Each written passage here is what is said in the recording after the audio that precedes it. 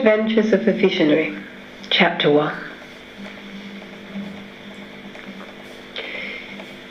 It really is a very simple thing to be a visionary, or so one would think, because it means that you can be very closely connected to a vision of life, which is showing you that everything is very real and true and good and beautiful. Now, I must say that I never wanted to be a visionary. I never intended being a visionary. In fact, being a visionary was furthest from my thoughts.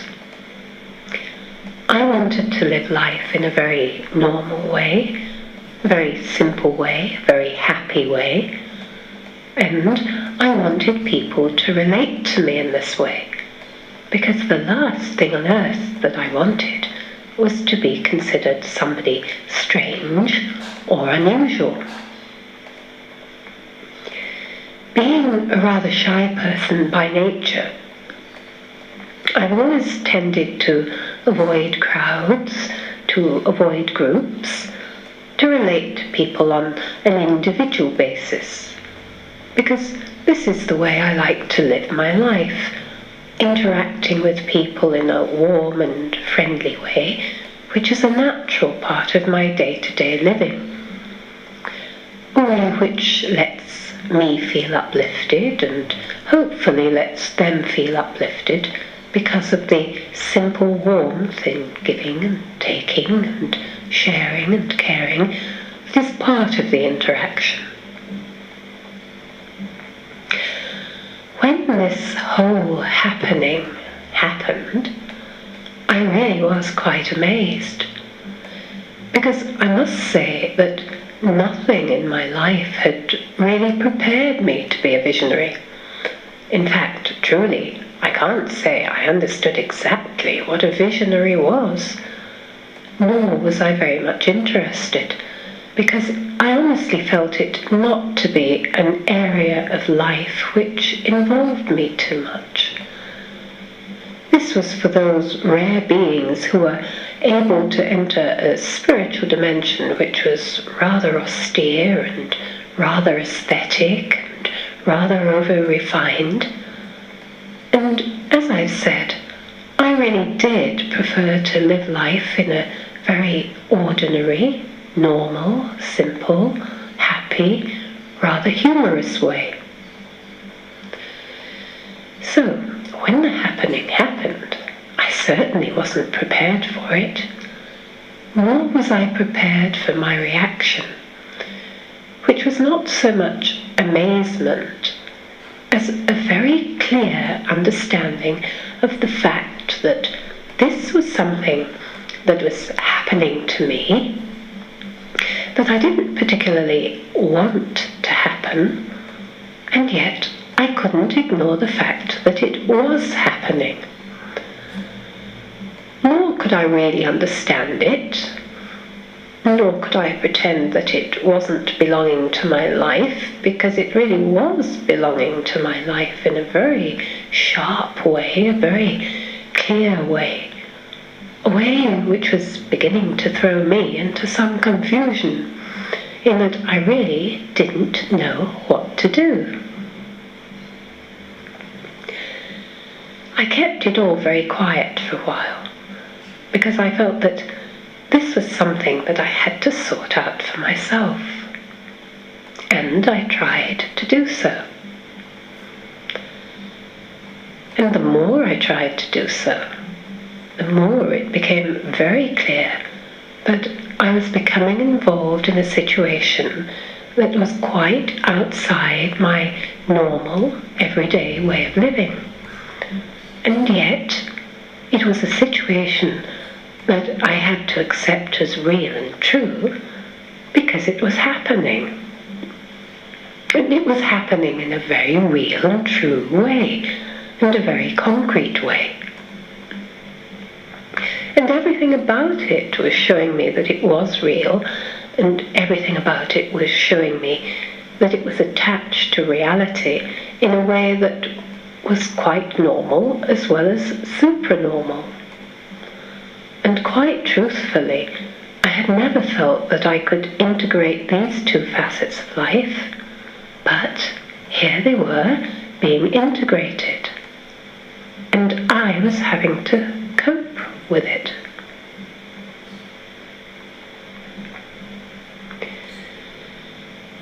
Chapter 2. So I decided that I would have to cope with it in the best way I could. And I began to pursue the whole development in as logical a way as possible. Because the vision was happening to me in a way that was verbal, as well as bound to an interior perception, I decided that I had to begin to write things down. And once they were objectified in this way, I would begin to understand more clearly what was being said and how real and true it was. And the problem was that as I began to write things down, things were very clear and very true and very amusing too, because they began to show me that what I was doing was something that was so real that it was taking me outside of my own perception. In other words, I could write things down that in my conscious mind I really didn't fully understand, and yet when I read through what I had written, it seemed to be an absolute truth, way beyond my intellectual capabilities. So this was quite perplexing, and I decided that it was really making the whole phenomenon more real and more true to me. So, what was I to do about it?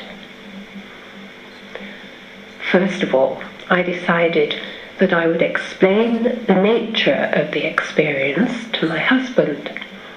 And I did this quite simply, and he, being a Yorkshire man, I knew he would tell me quite bluntly what he thought, and if it were nonsense, and if it was something that I really ought to let go of pretty quickly. But you see, he reacted to the experience in a very straightforward way that made me feel that it was certainly real, and that he believed it to be real. And at this point, what were we to do? We decided that the best thing to do was to accept that the experience was real, trying to accept also the fact that what was being explained through the vision was something very beautiful and very good and very uplifting, very comforting and very humorous. And so we pursued it. Or should I say, I pursued it and Joe went along with it to see if there were anything that we could discover from it which was other than good, true, or real. But the thing was that there really was nothing, because it became more and more real, and more true, and more based on what we considered to be truth and reality, and an understanding of life that was linked to these.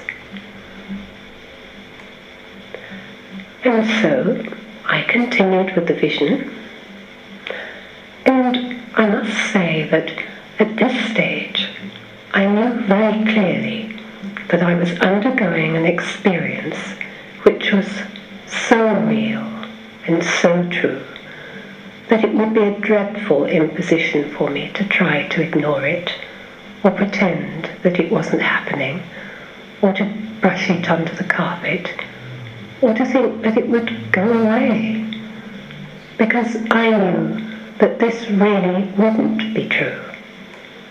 It wouldn't be true of me to do so.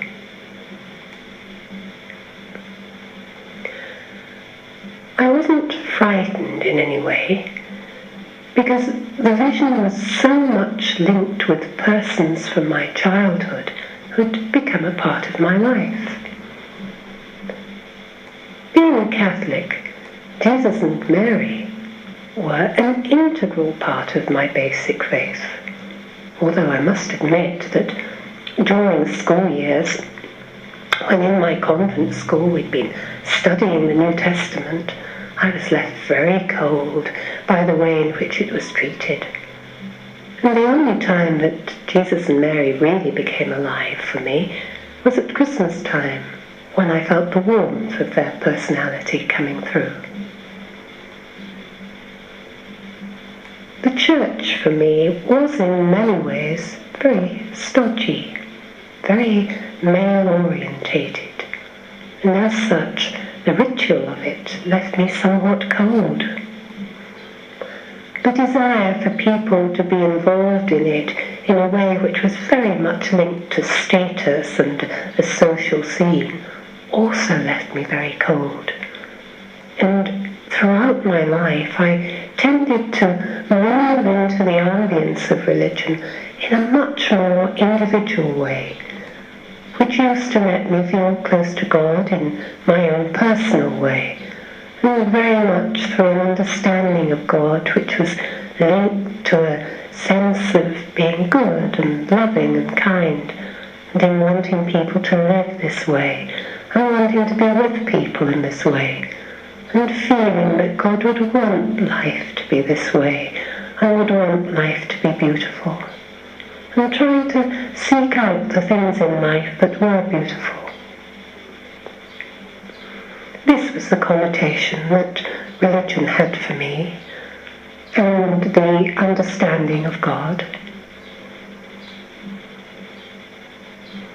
Jesus and Mary had been a part of my life, insomuch as I talked to them now and again, never expecting an answer really, but feeling in a way that they were close to me.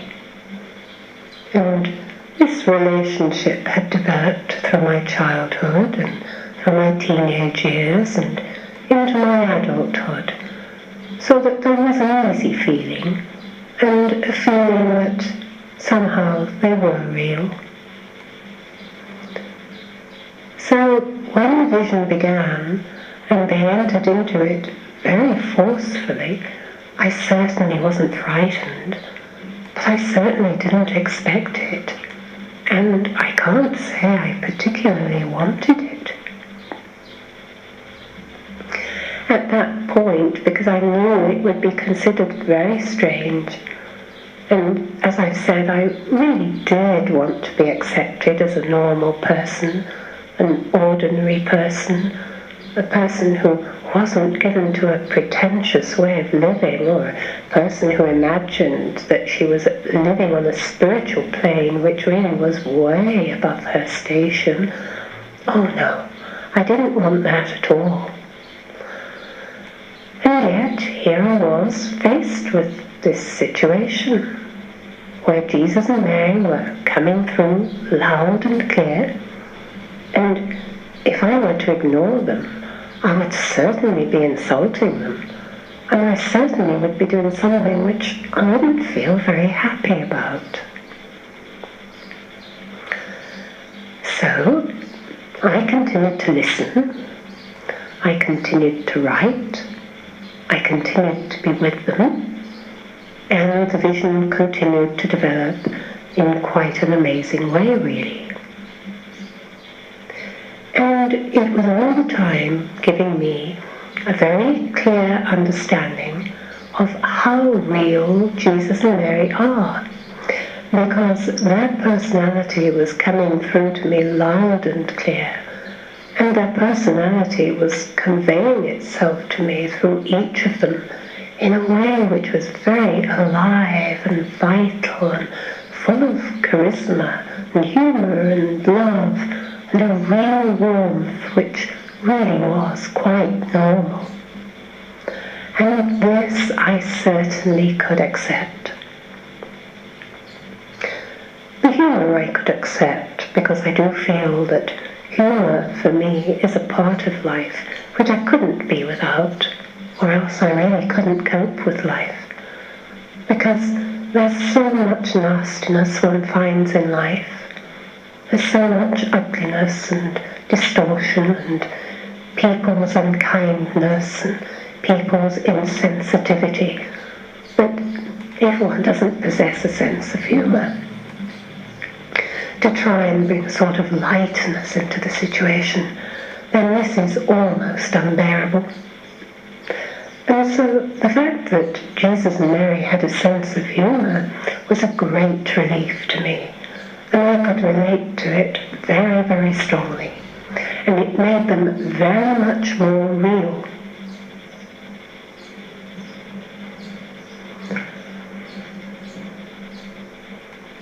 Chapter 3. So, life as a visionary began, and life as a visionary continued in a way that wasn't very neat or ordered or as I would have wished it to be, because my life was really thrown into a chaos which I didn't feel to be at all ordered or precise or simple. In fact, I was thrown into a very confused way of living in terms of the whole material aspect of life which I had been used to. And this aspect was very, very difficult for me and for my husband, because we were led into a way of living which was very precarious in terms of materialism. And it threw us into a very disordered financial situation which seemed to be quite beyond our control. Now, having been used to a way of living materially which was fairly ordered and systematic, this development was new to us and not at all pleasant. As far as the vision was concerned, this was developing all the time in a way which was letting us understand that we had to follow it in the way it was pointing out, because the way it was pointing out was the true way, the real way, the way which Jesus and Mary kept explaining to be the way of life which made sense.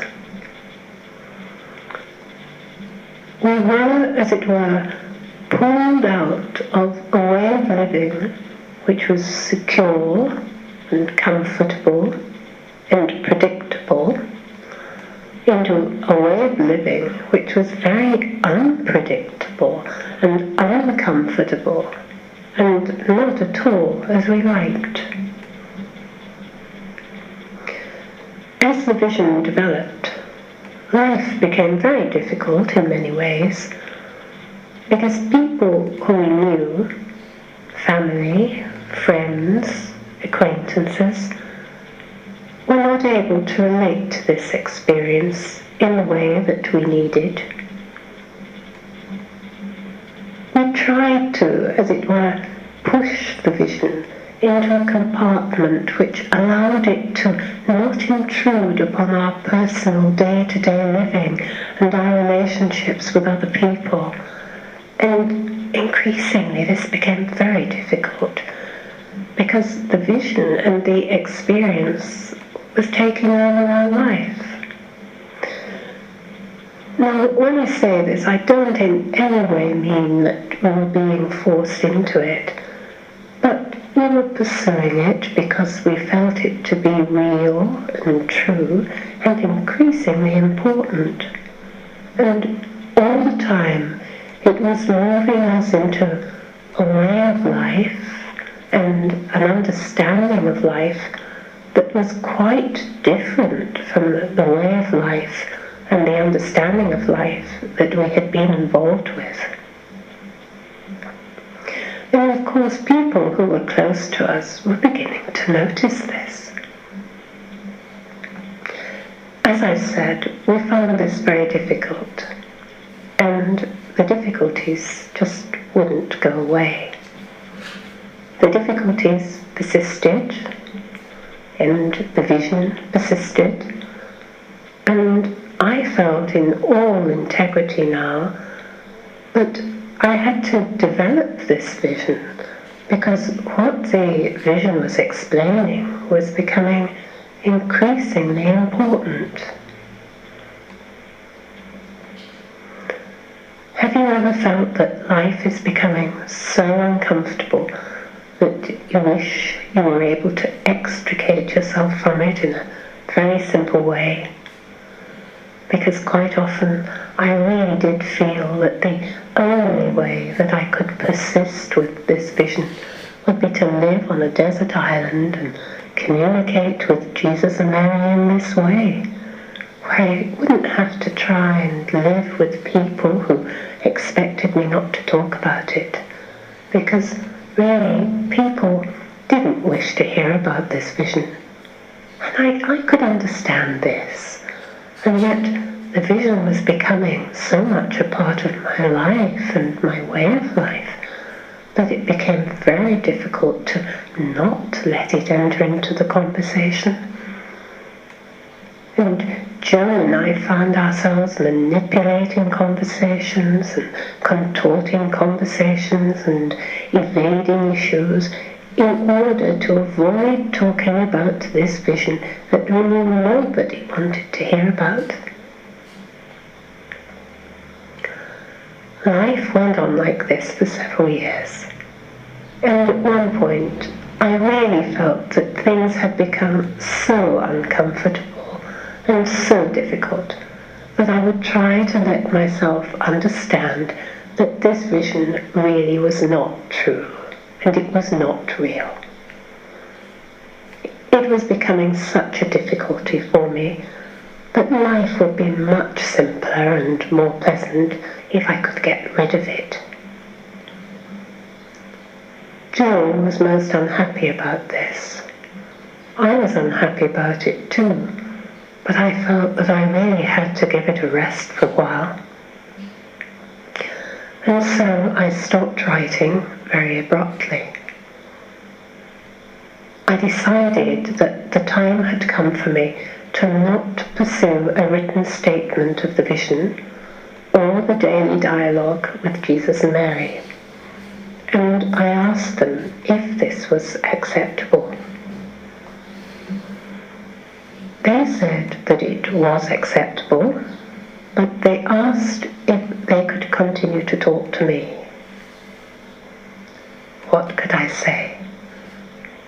If I had refused, I know that I'd have been plagued with such dreadful, nightmarish feelings and thoughts and delusions that I'm sure I would have lost any mental stability that I felt I was controlling quite well, considering the ridiculous situation that I felt myself to be in.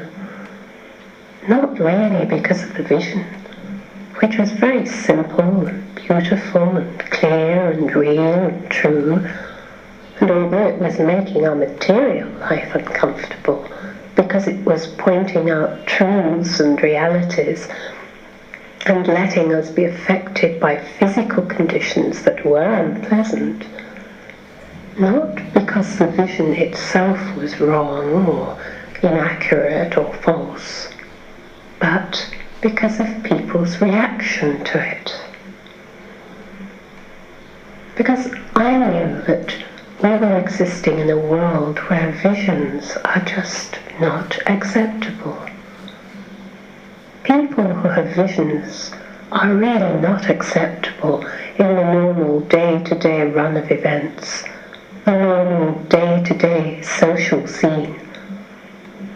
People who are visionaries are just not acceptable at all without discomfort and embarrassment and a certain feeling that they're spoiling the conversation and they're causing an intrusion that really isn't acceptable.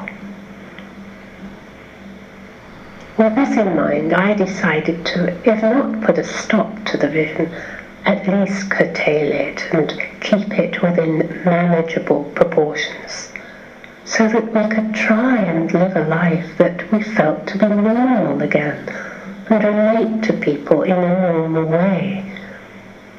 Not because we were any different whatsoever, but because this topic of the vision would not need to enter the scene.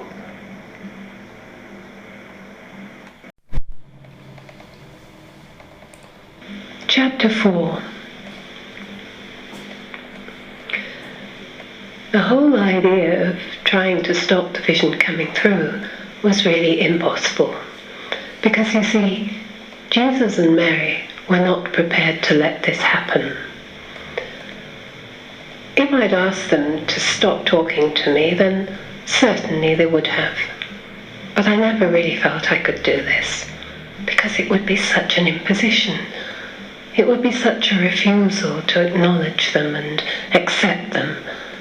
And I never ever felt that this was a remote possibility, because they had become so much a part of my life. They'd become so real and alive and such animated characters and personalities that I felt them to be very close friends. I felt a very deep bond with them, and I could never let them down by shutting them out of my life. So I simply continued to discuss with them many of the philosophical questions and current affairs questions and theological questions that they were providing me with, and asking them for very simple answers, so that I began to understand that they were placing before me a picture of life which made a great deal of sense to me. I have described elsewhere much in detail about their descriptions and their philosophy, but let me just say here that what they were trying to explain to me was that, first of all, God is real. God is true. God isn't a fantasy. God is the being who is almighty, who is providing the whole of existence with life. And he is also a very loving God, because he's providing this life out of love. This message came through very, very clearly and strongly. And I could relate to this because I've never ever felt very comfortable with the idea that God is a being who has created people to suffer and to feel very miserable in life. This somehow has never made a great deal of sense to me. And although this whole experience was involved with much suffering, somehow Jesus and Mary were letting me understand that the suffering part of the experience would move into something much more beautiful and promising. And this, as it were, kept me going. So, a God of love was really my cup of tea, so to speak. Also, the fact that they explained to me very consistently that life should be beautiful. God had created the world as a beautiful place. He had created people to be very beautiful. And if people were living life in a loving way, they were explaining quite simply that the world could continue to be such a beautiful place that it would really become a heaven on earth. And they were explaining that really people weren't managing to do this in any consistent way, and because of this, the world was really destroying itself very quickly. And because God had allowed people free will, and they explained this phenomenon in a very detailed way, and because he had given people free will, he was letting them choose the way to go. and they were explaining that people were making an awful mess of the situation. And they were also explaining that they were making an awful mess of the world.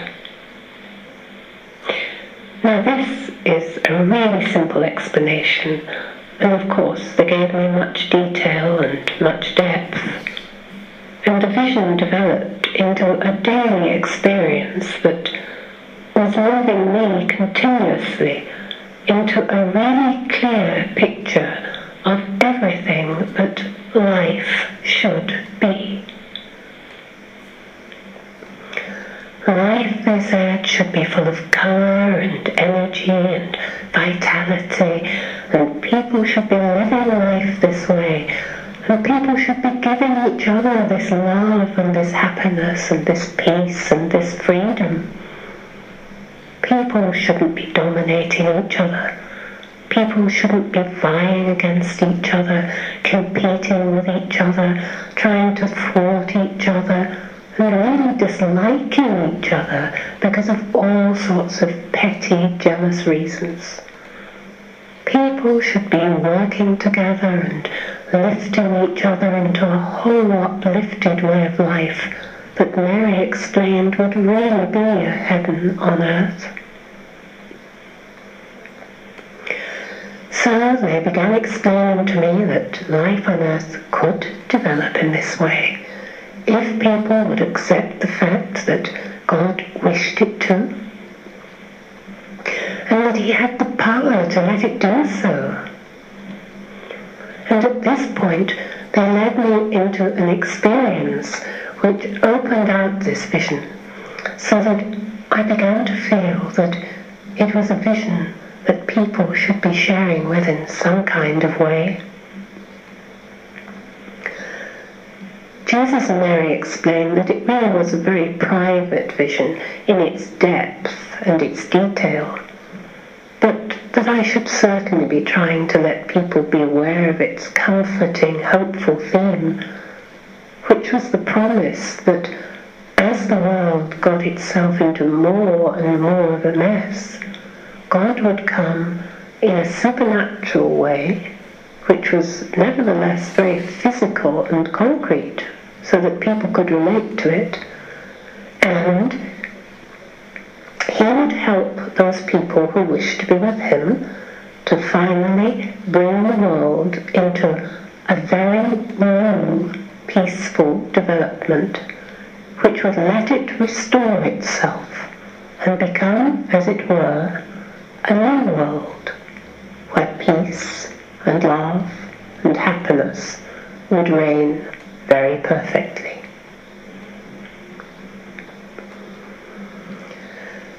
So, having explained this to me, I felt that this really was a most beautiful picture.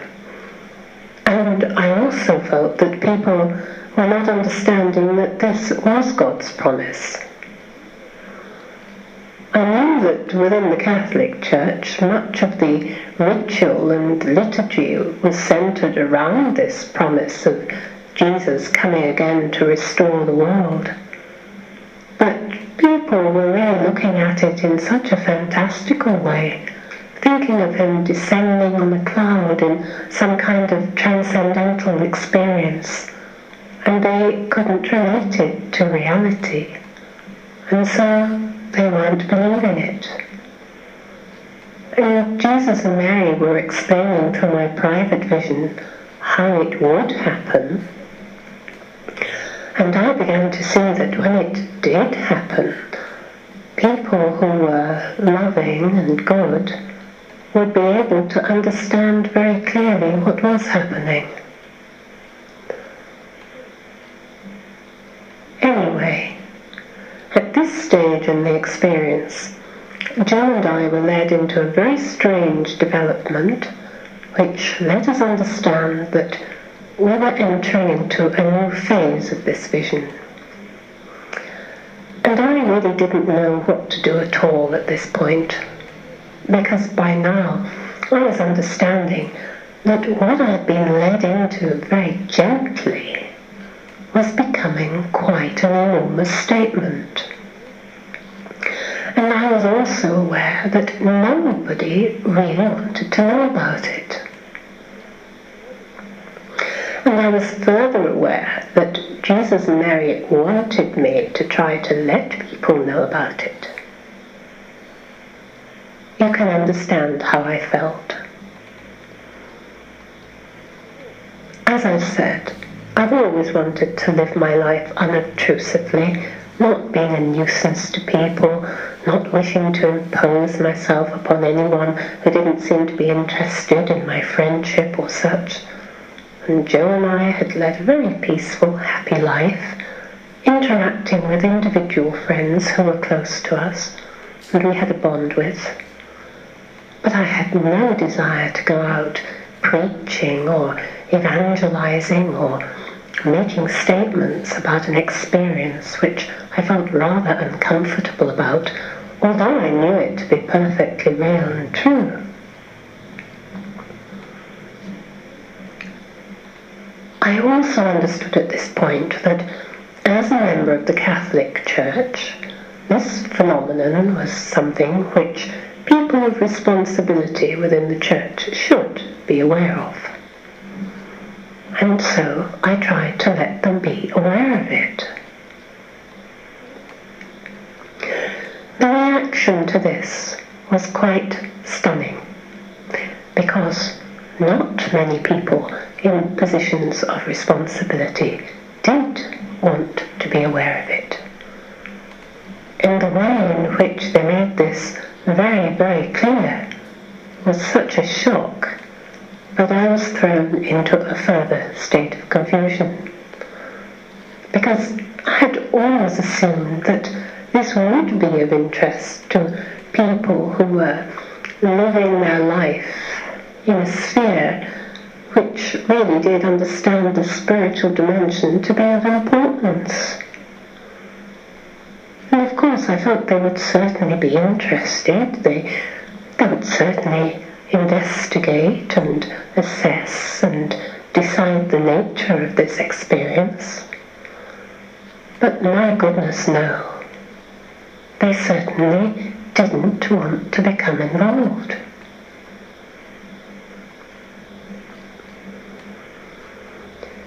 At this stage, we were led quite abruptly to a country that we knew very little of, and Jesus and Mary quite clearly explained that this particular country was important to this vision, and I needed to try to make the people here be at least aware of it.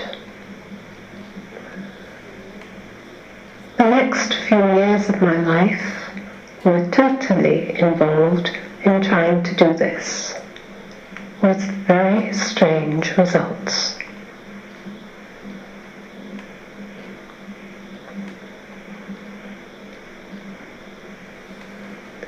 Chapter 5.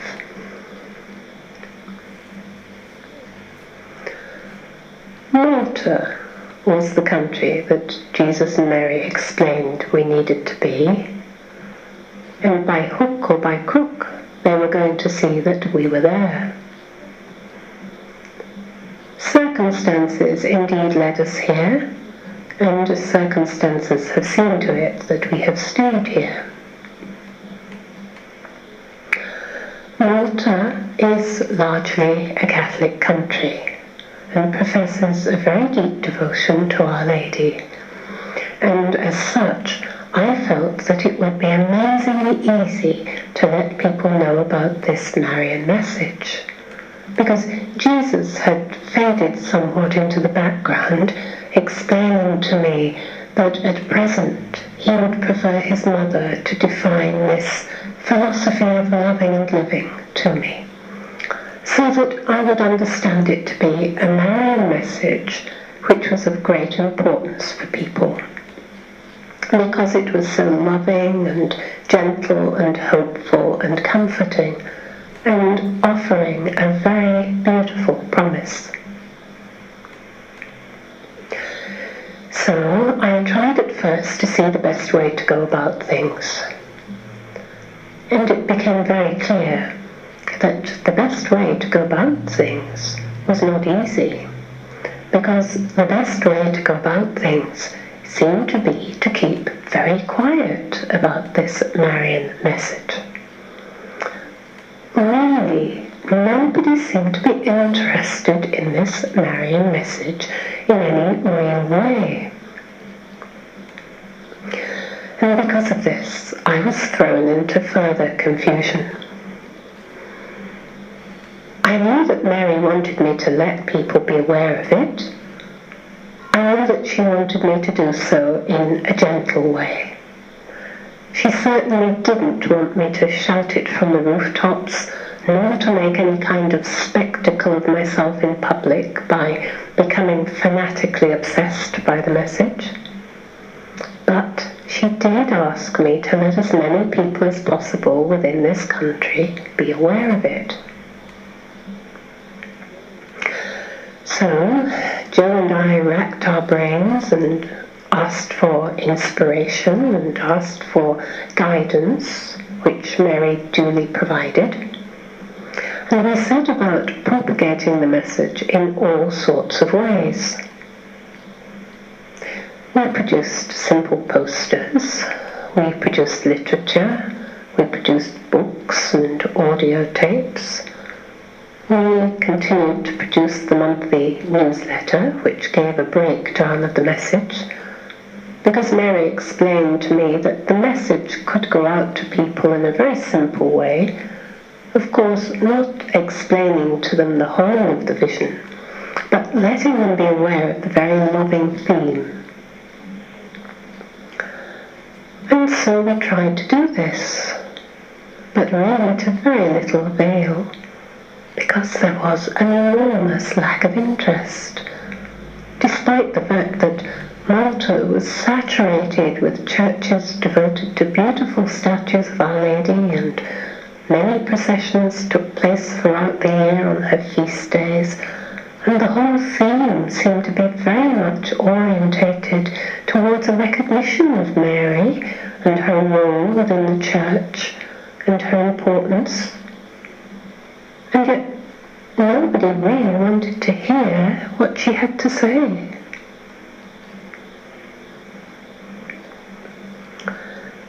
So I decided that perhaps this was because I was saying it in a rather formal way. And if I could approach the whole matter in a more relaxed way, this might let people feel that they could come along and be easy and not worry about what was being said. This was in case people felt rather afraid or worried about the nature of the message. And so we began to offer little meetings and little musical evenings and all sorts of little ideas and entertainments to try and let people come and understand about this message in this gentle way which Mary was asking for. But oh my goodness, no. People simply didn't want to hear. And of course, at this stage, I knew that the wrong thing to do would be to try and persist. Of course, I myself had to persist with the vision, because it was becoming increasingly enormous and important and clear and very, very real.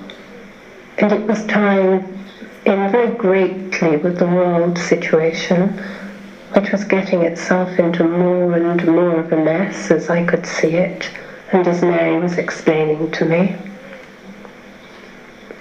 But I also realized that to try and impose this message on people who didn't want to hear was pretty senseless and pretty useless, and Mary agreed. So at this point, I decided to carry on with the monthly script and let people who really did want to hear it, and let people who wanted to understand what the message was offering be comforted by it, and let people who were able to understand what it was asking them to do it. And after that, really, I just had to make sure that I myself was listening very carefully in doing exactly what Mary was asking of me.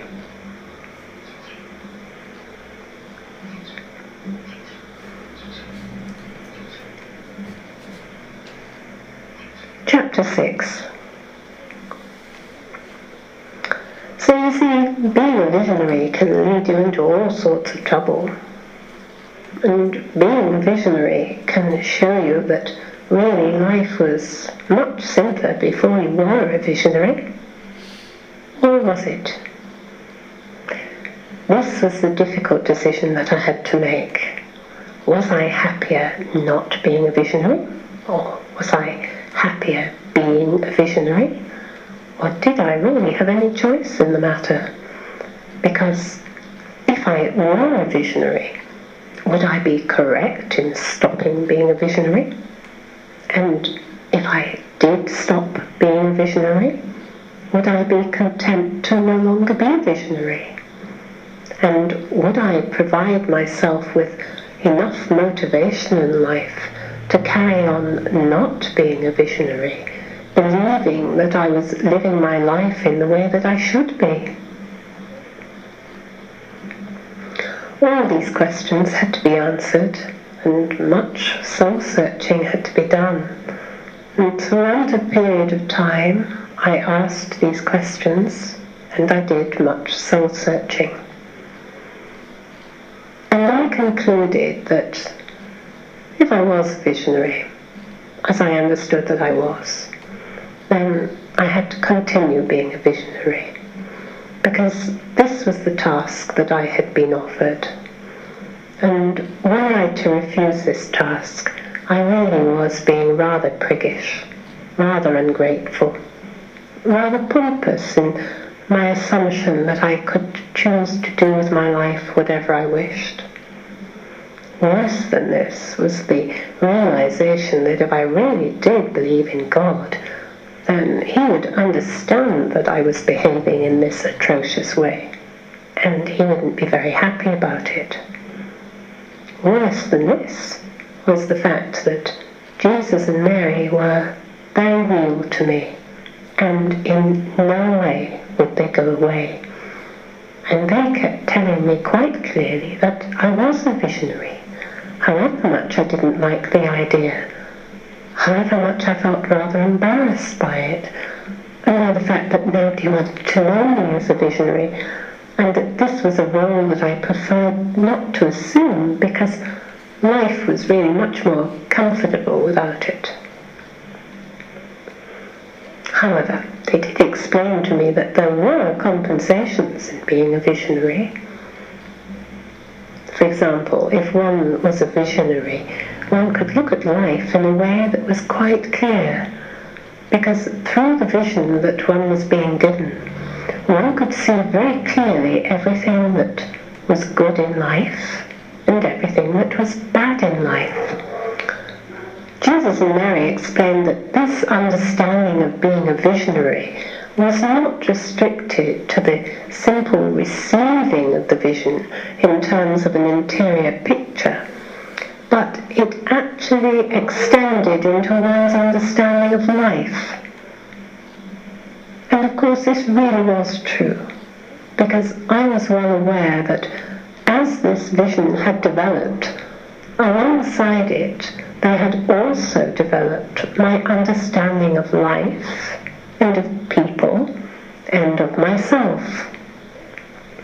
Now this, although it was very clear, as Jesus and Mary said, was not always very pleasant. Because alongside this understanding of life and people and myself came the very clear understanding that everything was not as it should be.